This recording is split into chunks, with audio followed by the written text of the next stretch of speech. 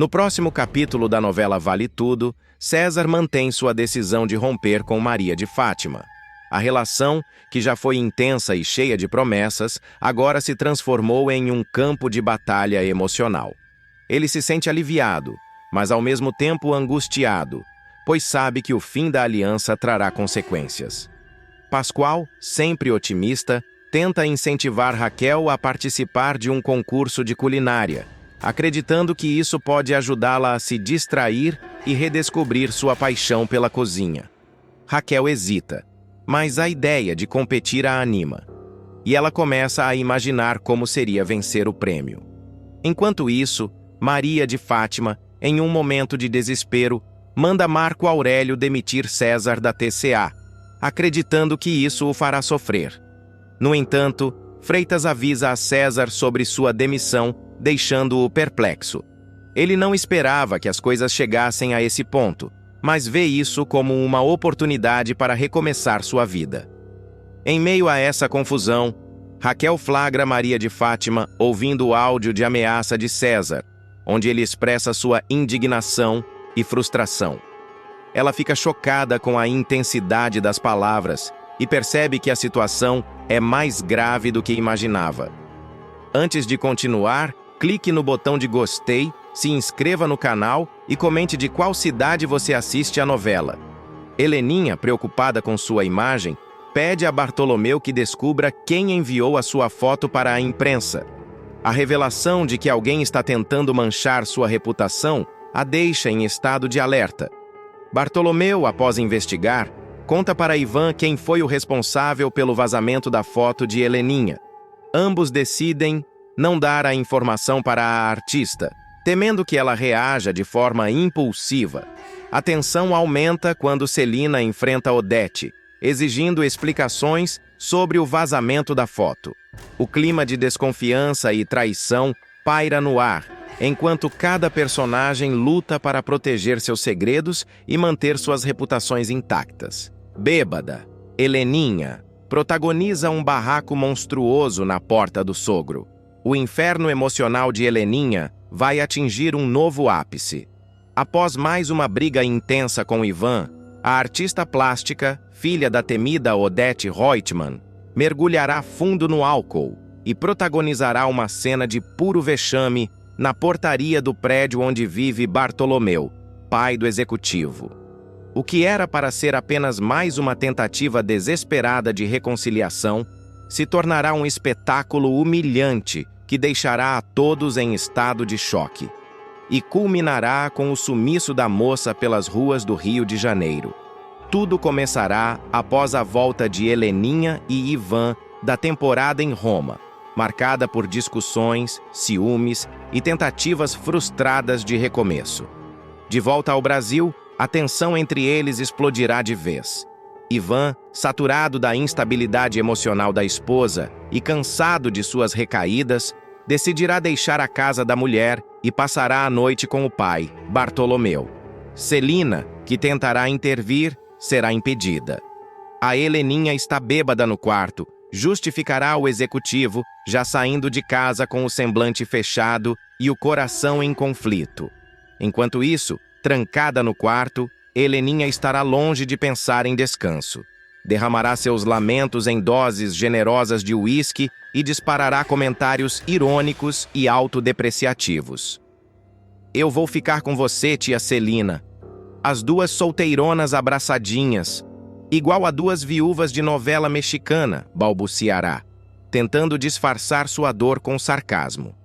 Celina, aflita, pedirá que ela não faça nenhuma loucura, mas Heleninha, calçando os sapatos em meio ao desequilíbrio, deixará claro que sua obsessão por Ivan falará mais alto.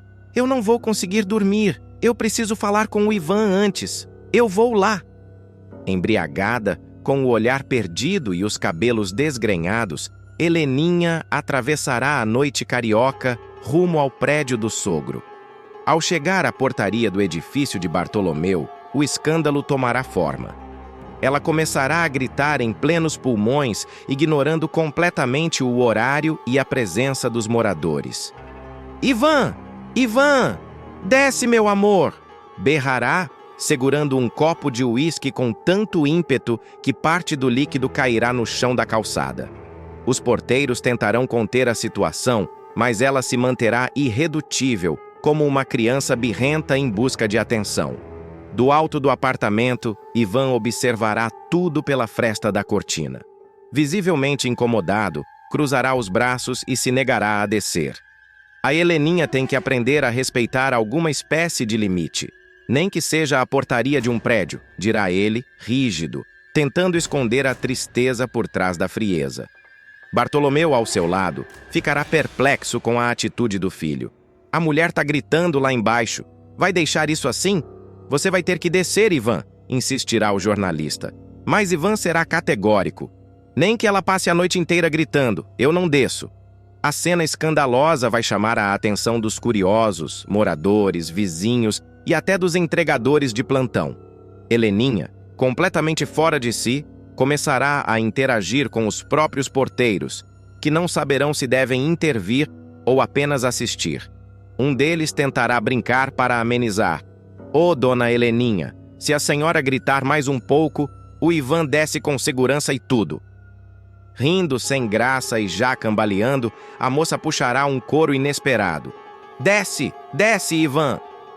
A multidão passante na rua começará a acompanhar o refrão, tornando o escândalo ainda mais vergonhoso para Ivan. Do lado de dentro, Eunice surgirá na janela tentando entender o que se passa. Ao vê-la, Heleninha não se conterá.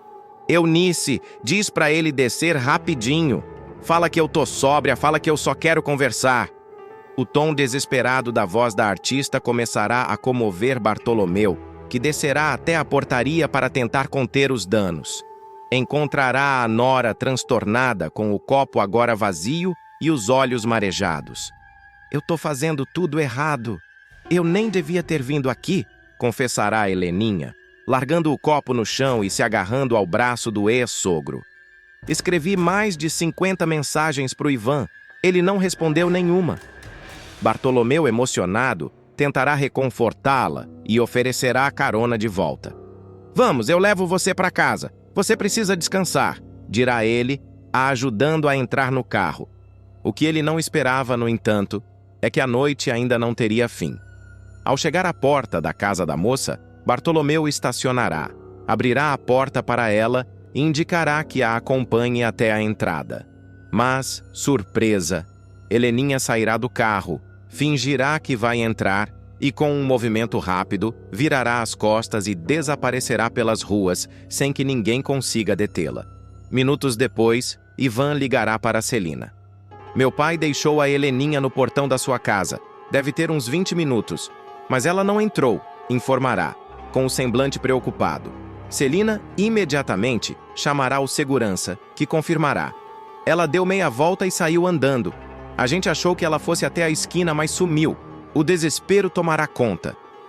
Enquanto os familiares percorrerem avenidas, vielas e becos atrás da artista plástica, a cena cortará para a madrugada seguinte. Um garçom de padaria encontrará uma mulher deitada de bruços sobre uma mesa nos fundos do estabelecimento, com uma garrafa vazia ao lado e o rosto colado ao tampo.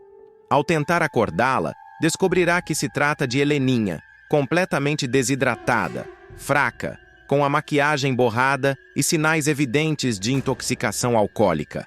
A tensão vai crescer conforme a manhã avançar e ninguém ainda souber onde está Heleninha. Celina começará a temer o pior.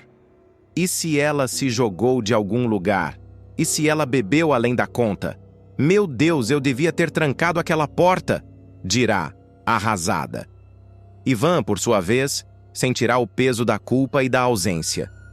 Mais tarde, enquanto Bartolomeu estiver em uma delegacia registrando o desaparecimento, um telefonema do hospital chegará a Celina. Encontramos uma mulher desacordada nos fundos de uma padaria. Os documentos indicam que é Helena Reutemann.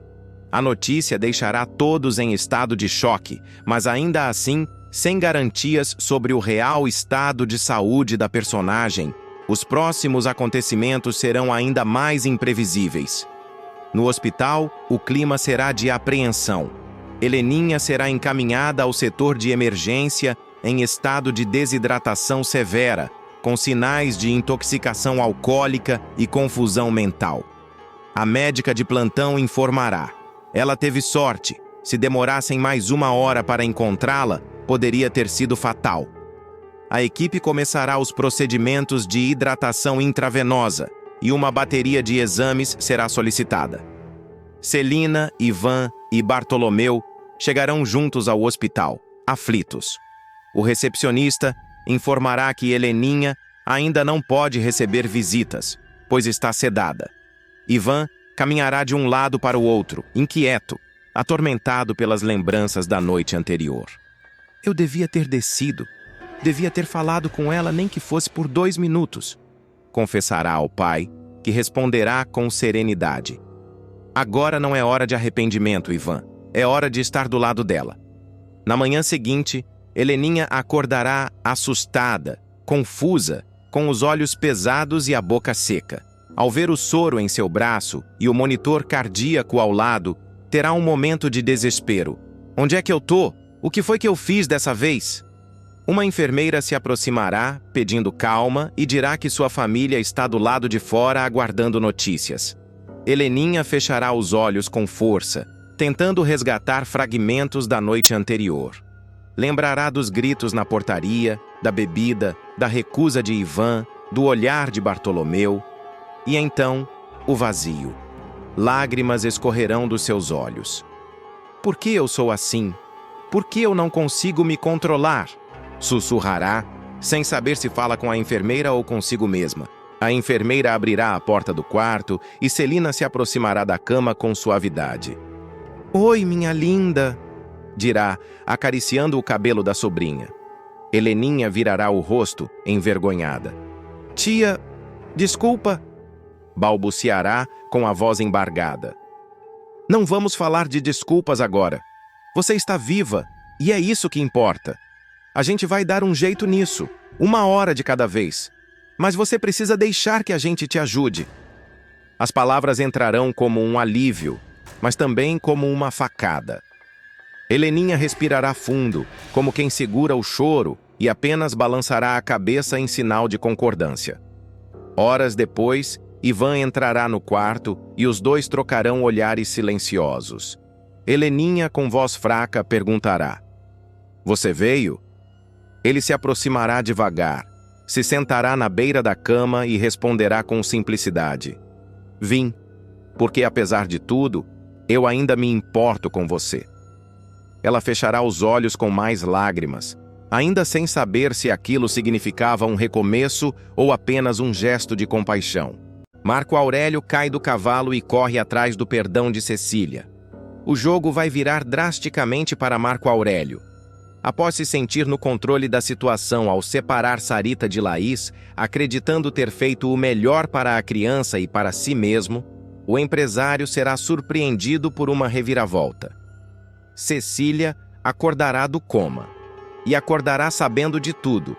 O homem, que até então se achava acima do bem e do mal, passará a lidar com a rejeição mais dura de sua vida, a da própria irmã. E pela primeira vez, ele se verá acuado, envergonhado e desprezado por alguém a quem dizia amar. A sequência terá início com Cecília ainda fragilizada no hospital, cercada de máquinas e cuidados médicos, após semanas em estado crítico por conta do acidente de carro que sofreu. Mesmo debilitada, sua lucidez será avassaladora. Ela despertará já com parte das informações sobre o que aconteceu durante seu coma, colhidas discretamente por meio de conversas paralelas, cochichos entre enfermeiras e visitas de amigos fiéis. Ao saber que Marco Aurélio tirou Sarita de perto de Laís e articulou a guarda da criança com argumentos distorcidos, a ativista sentirá o sangue ferver. E quando o reencontrar pela primeira vez após seu despertar, será dura e direta. Você tentou roubar a minha filha, Marco Aurélio. A Sarita é minha filha, minha e da Laís. Não ouse mais mentir para mim. Disparará Cecília com os olhos fixos no irmão, com uma expressão entre a dor e a fúria. Marco Aurélio, pego de surpresa com a intensidade da reação da irmã, tentará disfarçar o desconforto. Com aquele sorriso dissimulado, e o tom paternalista que sempre usou para manipular os outros, ele rebaterá com frieza calculada. Eu jamais quis te ferir, Cecília. Eu só tentei proteger a Sarita. Você sabe como a Laís é emocionalmente instável, impulsiva. Eu só queria evitar que a menina fosse criada num ambiente instável. Eu fiz isso por amor. Mas dessa vez, as palavras não terão efeito. Cecília, ferida, indignada, não cederá ao discurso manipulador. Você nunca teve o direito de decidir isso, Marco Aurélio. Você invadiu minha vida, atropelou minha história, apagou minha existência como mãe. Amor não é isso. Amor é respeito. E você nunca respeitou as minhas escolhas. Sentindo que sua estratégia de vitimização não funcionará, Marco Aurélio começará a mudar o tom. De vilão altivo passará ao irmão arrependido, tentando arrancar alguma compaixão da mulher. Se aproximará da cama, tentará segurar a mão dela, mas Cecília a afastará com repulsa. Cecília, por favor, eu cometi um erro grave, eu admito. Mas você precisa entender, nós somos família. Eu sou seu irmão, eu te amo, balbuciará ele, visivelmente tocado, ou pelo menos aparentando estar. A resposta dela será como um soco na alma. Você me viu entre a vida e a morte, Marco Aurélio. Você olhou para mim, inconsciente, entubada, frágil, e mesmo assim você quis me apagar. Você tentou arrancar minha filha de mim, me reduzir a nada. Isso não é amor, isso é ego, é obsessão por controle. Você brincou de Deus. O empresário ficará mudo por alguns instantes, visivelmente afetado pela firmeza da irmã. Nunca havia sentido aquilo. Rejeição. Não daquela forma. Cecília, que sempre fora sua aliada, sua confidente, sua menina doce, agora era sua juíza. E estava ali, julgando e condenando sem piedade. Você quer redenção? Começa assumindo que destruiu vidas, Marco Aurélio. Porque não foi só a minha. Você destruiu a da Laís, a da Sarita, e quem sabe mais quantas que nem sei. Você construiu um império em cima de destruição. Continuará Cecília, com lágrimas nos olhos, mas sem fraquejar. Ele insistirá, desesperado por uma abertura, qualquer sinal de que ainda há perdão possível. Eu quero me redimir, Cecília. Me dá uma chance, só uma. Eu posso reparar o que fiz. Eu não sabia o quanto isso te feriria. Você sabia, sim, interromperá ela. Você sabia e fez assim mesmo. Você escolheu o caminho da mentira, da violência silenciosa, da manipulação. Você usou o meu coma como desculpa para tomar decisões no meu lugar. E mais, você tentou apagar a Laís da vida da filha dela. Isso não se repara com palavras. Nesse momento, a enfermeira do plantão se aproximará da porta, desconfiada com a atenção na sala. Marco Aurélio pedirá mais tempo, mas Cecília estará decidida. Ela soltará a última frase antes de virar o rosto para o lado, encerrando o diálogo com frieza. Você não perdeu só a minha confiança, Marco Aurélio. Você perdeu uma irmã. A partir dali, Marco Aurélio entrará numa espiral de frustração e impotência. Pela primeira vez, não conseguirá dobrar alguém com sua lábia. Deixará o quarto do hospital em silêncio, atravessando os corredores com passos pesados, enquanto médicos, enfermeiras e visitantes o observam com estranheza. Ele não está acostumado a ouvir não. Não está acostumado a perder. Ao chegar em casa, a realidade continuará o esmagando. Sarita, confusa, perguntará pela mãe e por Laís, e ele tentará contornar a situação com mentiras doces, que não convencerão mais ninguém. A criança sentirá a ausência da mãe e demonstrará tristeza, o que deixará Marco Aurélio ainda mais abalado. Mesmo o ambiente luxuoso de sua mansão não trará consolo. O silêncio se tornará ensurdecedor. Do outro lado, Laís, que também acompanhou o despertar de Cecília, procurará a amada no hospital. O reencontro entre elas será tenso e dolorido, mas cheio de esperança. Cecília pedirá desculpas pela ausência forçada, e Laís, emocionada, prometerá ajudá-la a recuperar Sarita. As duas, unidas, começarão a traçar planos para enfrentar Marco Aurélio na justiça. A guarda da menina voltará a ser o foco da disputa, mas dessa vez com uma nova energia, a da resistência feminina contra a tirania masculina. Em uma noite especialmente solitária, Marco Aurélio revisitará fotos antigas da família, imagens da infância ao lado de Cecília, registros de viagens e momentos felizes. A nostalgia virá acompanhada de um peso esmagador. O empresário, pela primeira vez, enxergará o que perdeu, não apenas o amor da irmã, mas também sua própria humanidade. Ele tentará se redimir com Laís, procurando a cunhada para uma conversa, mas será barrado ainda na portaria. O porteiro, a pedido de Laís, não permitirá sua entrada. Dona Laís pediu para não deixar o senhor entrar. Ela disse que não quer mais contato com o senhor. Marco Aurélio ficará imóvel diante da negativa. Um homem poderoso, barrado na entrada por alguém que outrora considerava inferior. Isso ferirá profundamente seu orgulho, mas ele não desistirá. Voltará para casa e começará a escrever uma carta. Longa, pesada, cheia de tentativas de justificativa e trechos arrependidos. Mas a cada frase, ele perceberá que está escrevendo mais para si mesmo do que para Cecília ou Laís. Como se precisasse se convencer de que ainda resta algo de bom em si. Aos poucos, Marco Aurélio enfrentará um espelho interno. Terá de lidar com a pior imagem possível, a de um homem que feriu quem mais amava, que se perdeu no próprio poder e agora tenta, em vão, resgatar o que destruiu com as próprias mãos. Será nesse estado de crise emocional que Marco Aurélio tomará uma decisão inesperada: abrir mão temporariamente da guarda de Sarita. Pela primeira vez, o empresário admitirá, ainda que a contragosto, que talvez esteja fazendo mais mal do que bem à criança. Ele procurará seus advogados e pedirá para revisar os termos da guarda provisória que obteve enquanto Cecília estava em coma. Façam o que for preciso para entregar Sarita às duas. Pelo menos por enquanto, dirá com o olhar vazio, como se estivesse despido de qualquer vestígio de vaidade. Mas o gesto, longe de ser nobre, será interpretado como uma tentativa de aliviar a própria culpa. Cecília, ao ser informada pela equipe médica e jurídica da mudança, não demonstrará surpresa. Ele não faz nada sem querer algo em troca, dirá a Laís, que também reagirá com frieza. Tomara que dessa vez seja o início do fim dele. Sarita, por sua vez, reencontrará a mãe e Laís com uma mistura de alegria e confusão.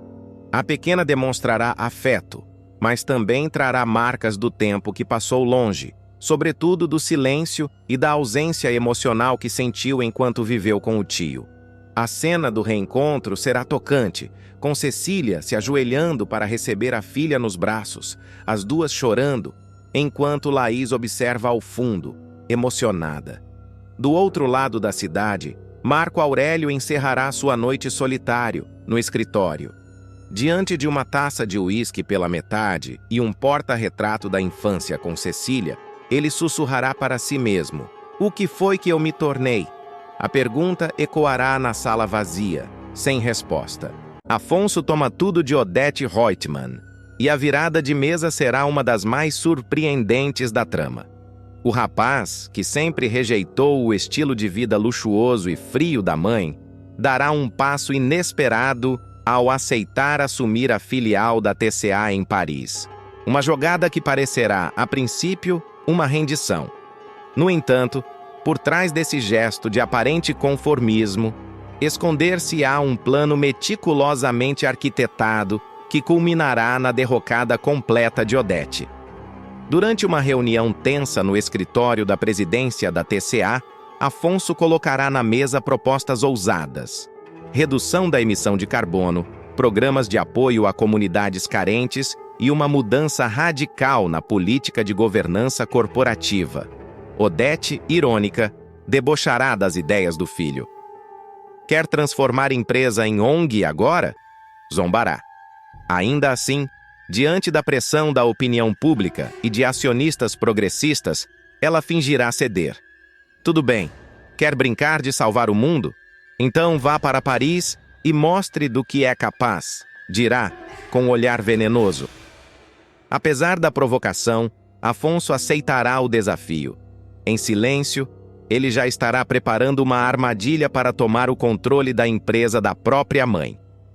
Com o apoio jurídico de um escritório discreto, ele solicitará auditorias internas, reverá contratos suspeitos assinados por Odete nos últimos anos e criará uma rede de aliados entre investidores internacionais interessados em reverter a imagem manchada da TCA. Enquanto isso, Maria de Fátima, instruída por Odete, se aproximará de Afonso com intenções escusas. Você vai com ele para Paris. Domina o coração dele e mantém ele longe daqui. O que importa é ele continuar sob nosso controle, ordenará a megera. Fátima aceitará o desafio com um sorriso ambicioso, vislumbrando a chance de ascender ainda mais. Mas o jogo mudará quando Afonso começar a mostrar que não é mais o jovem ingênuo de antes. Ele deixará claro que está à frente da situação. Em Paris, ele promoverá uma reestruturação tão eficiente e revolucionária na TCA que os diretores do conselho começarão a questionar o papel de Odete na matriz brasileira. Documentos serão apresentados, irregularidades virão à tona, e o conselho exigirá uma reavaliação dos poderes da empresária. Afonso, então, fará um movimento que mudará tudo, com base em uma cláusula acionária enterrada em um adendo de contrato, que Odete assinou sem ler anos atrás. Ele solicitará uma assembleia extraordinária e votará, com apoio de investidores majoritários, pela destituição da mãe do cargo de presidente. Não é só pela empresa, é pelo que ela representa hoje. Corrupção, autoritarismo, manipulação. Discursará ele diante da diretoria atônita. A cena do anúncio será transmitida ao vivo para todos os funcionários da empresa, que aplaudirão em peso. Odete, em choque, assistirá da sede no Brasil sem conseguir esboçar uma reação. No mesmo dia, ela tentará entrar na sede administrativa da TCA e será impedida por seguranças. Desculpe, senhora. Ordem direta do novo presidente ouvirá. Furiosa, Odete ligará para Maria de Fátima exigindo explicações. Mas a jovem, agora enredada em suas próprias ambições, dirá que não sabia de nada. Ele foi frio, calculista e imbatível, confessará, frustrada, pois sua aproximação com Afonso também não rendeu o que esperava.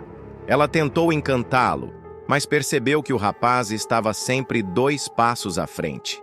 Enquanto isso, Afonso convocará a imprensa para anunciar sua proposta de transformação ambiental da TCA e o plano de tornar a companhia aérea a primeira 100% neutra em carbono da América Latina. Nosso compromisso é com o planeta e com as próximas gerações. Acabou a era da ganância desmedida, afirmará, sem sequer mencionar o nome da mãe.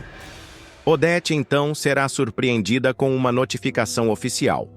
Todos os bens que estavam no nome da holding TCA, incluindo imóveis, carros e contas bancárias, foram transferidos para a nova estrutura empresarial sob comando exclusivo de Afonso.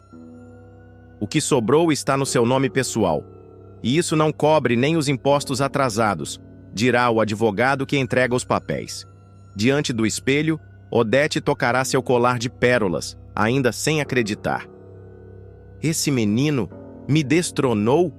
Balbuciará, com olhos marejados e a expressão de quem vê seu império desmoronar. Ela pegará o telefone e tentará falar com Celina, mas descobrirá que o número foi cancelado.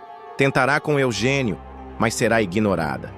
Todos estão fugindo da sombra de uma mulher que já não tem poder.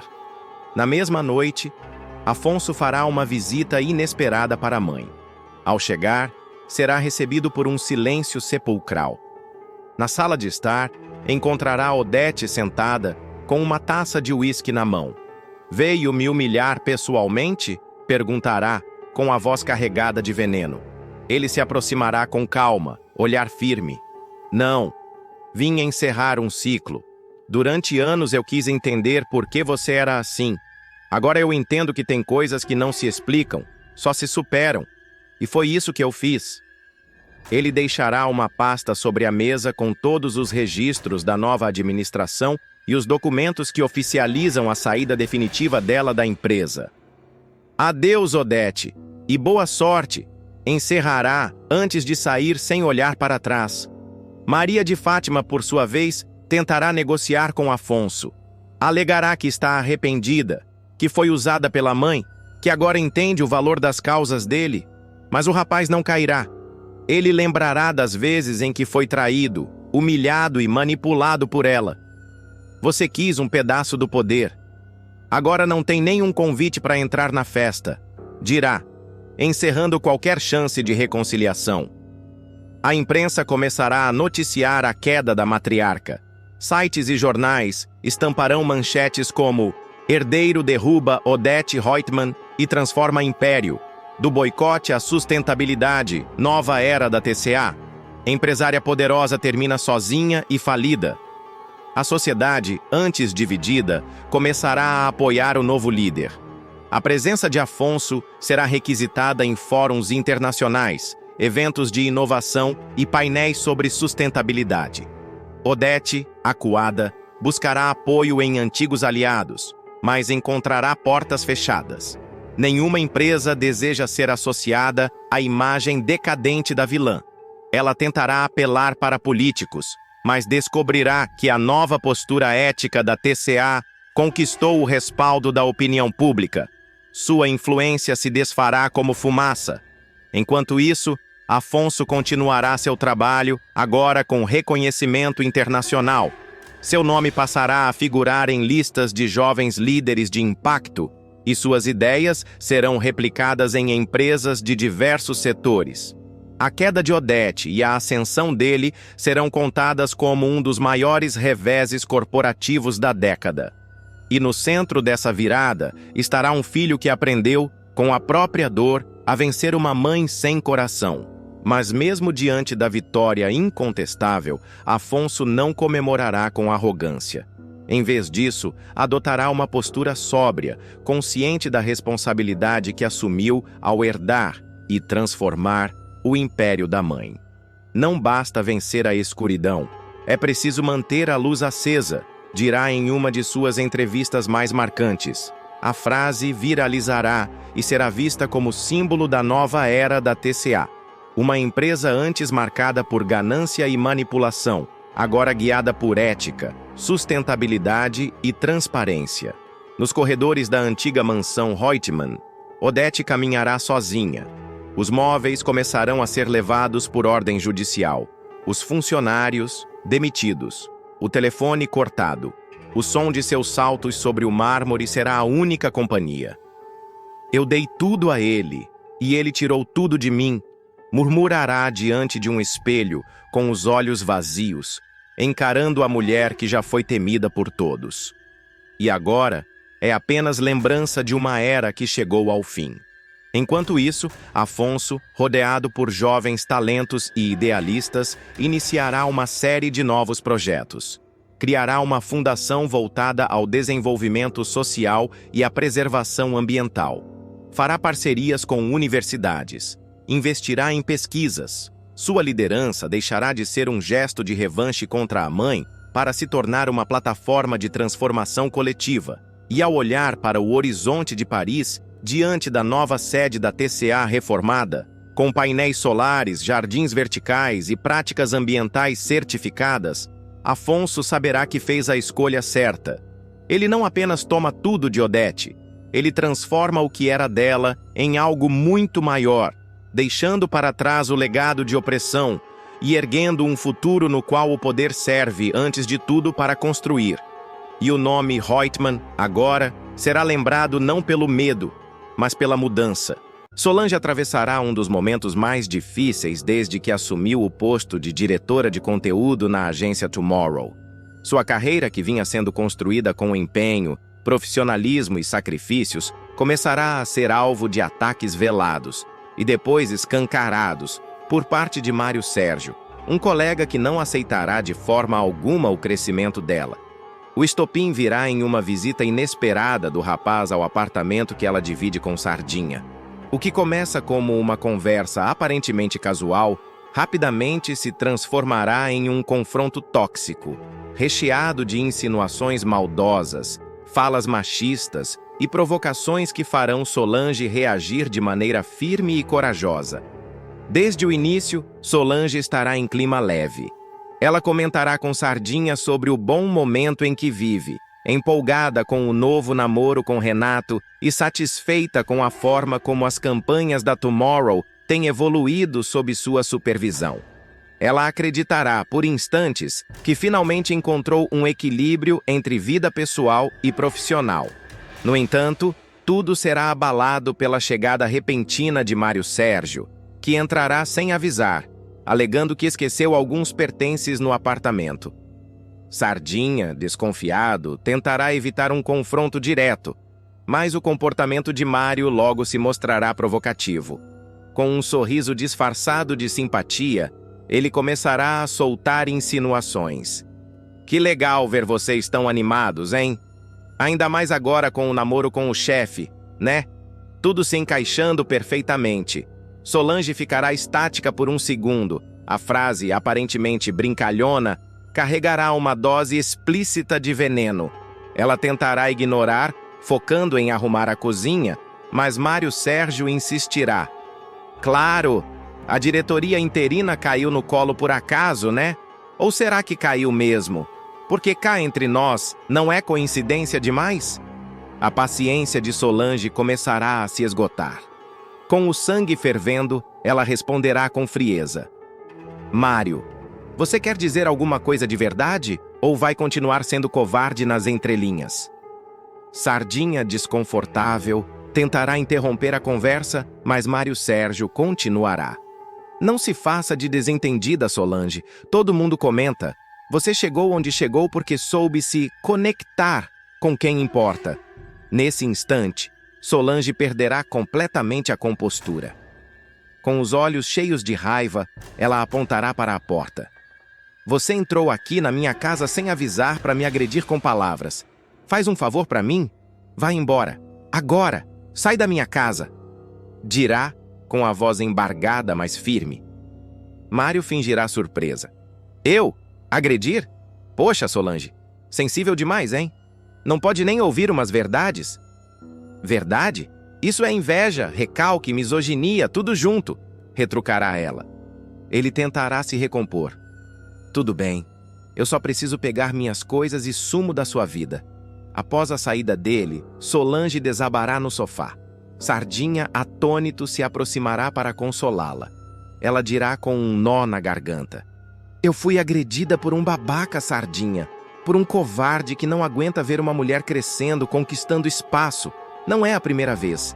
E provavelmente não vai ser a última. Sardinha, indignado, se sentará ao lado dela. Esse cara sempre foi assim, Sol.